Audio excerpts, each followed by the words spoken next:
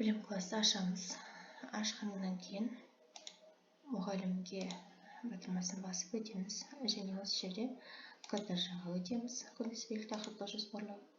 Және өзіміздің менің КТЖ-ларым деп бассақ та болады. Және барлық КТЖ-лар басқа сыныптарда салған КТЖ-лар сіздерге көрінеді.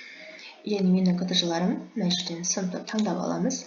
Сыныпты таңдағаннан кейін өзіңіздікі шығады. Іс-әрекетті басамыз. Іс-әрекетті басып, қойылған тақырыптарды көруге болады. Және мына жерде барлығы қасыңыздағы екінші топты, бірінші топты көруіңізге болады. Ұлдар, қыздар, өз тобымызды таңдап аламыз.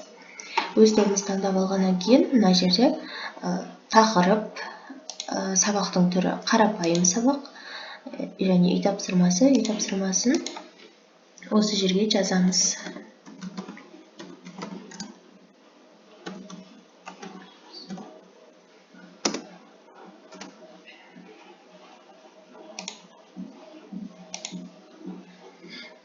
Үй тапсырмасы сақталды.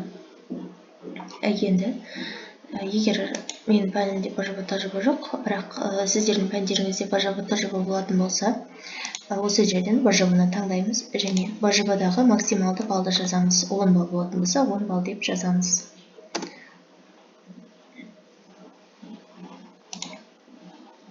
Және бұл да сақталады.